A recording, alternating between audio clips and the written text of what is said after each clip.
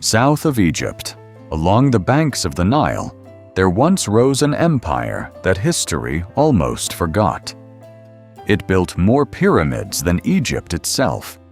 It conquered the land of the pharaohs and ruled it for nearly a century.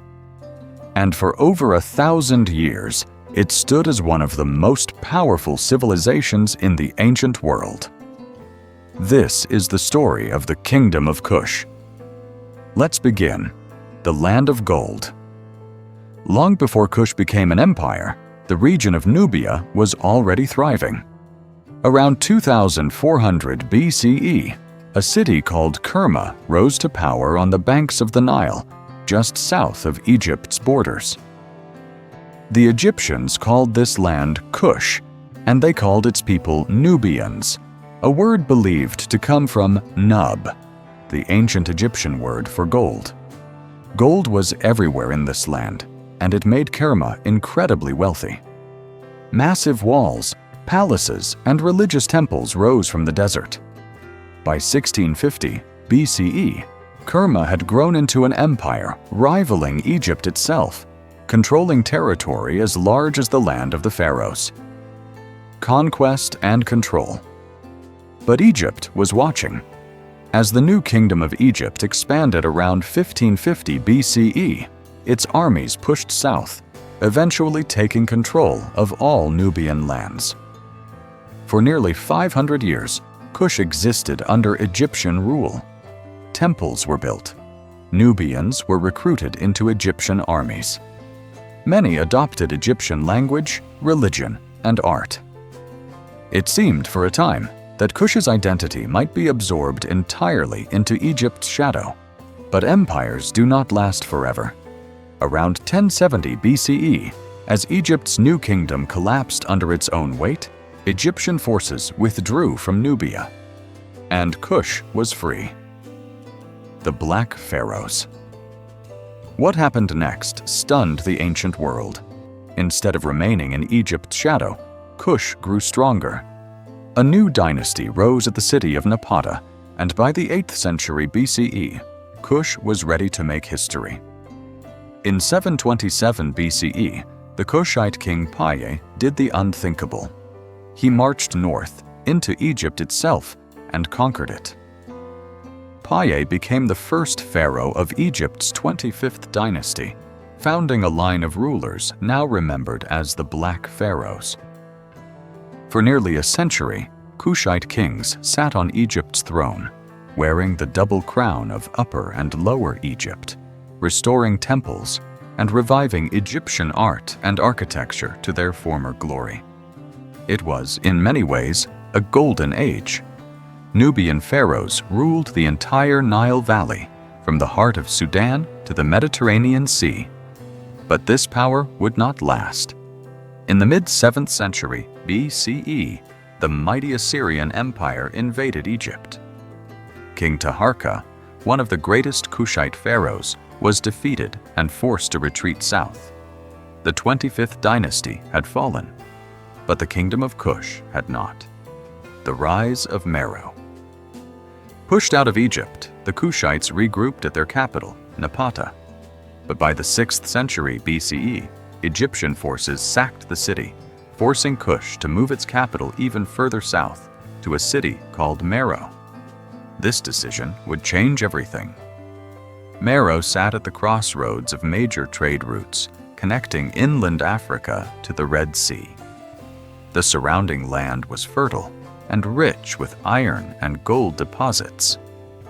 Kush transformed into a center of ironworking, becoming one of the great metal-producing civilizations of the ancient world. Wealth poured in. Gold, ivory, ebony, and iron flowed out to Egypt, the Mediterranean, and as far as India.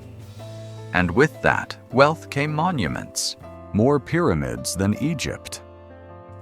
At the royal necropolis of Meroe, the Kushites built pyramid after pyramid. Tall, slender, and steep-sided, these structures looked different from Egypt's, but they served the same purpose: resting places for kings and queens who believed deeply in the afterlife. Today, there are over 200 pyramids still standing in Sudan. That means Sudan, not Egypt, is home to the largest collection of pyramids anywhere in the world. And Kushite culture was not simply an imitation of Egypt. Nubian gods like the lion-headed Apedemoc stood alongside Egyptian deities like Amun and Isis. Kushites developed their own written language, the Meroitic script, one of the earliest written languages in sub-Saharan Africa. Women held remarkable power in this society.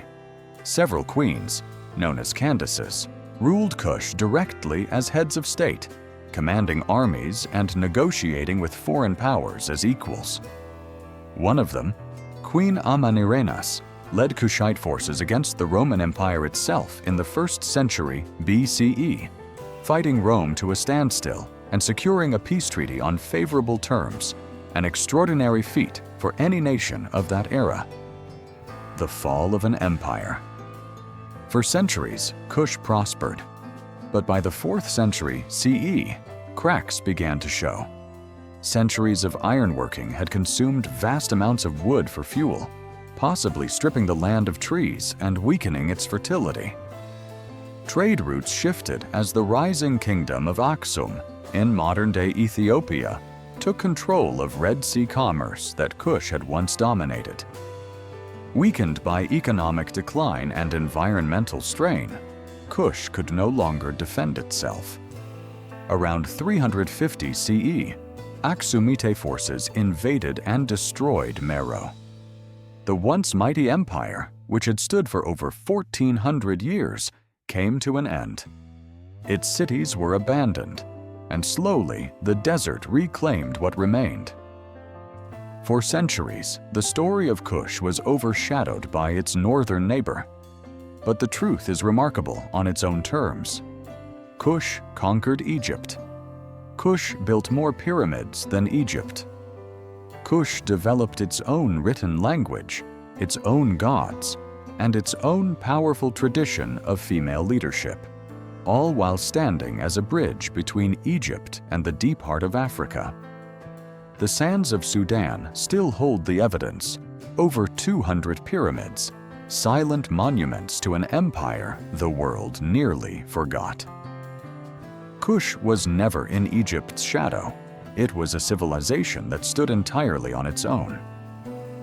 What surprised you most about the Kingdom of Kush? Comment below.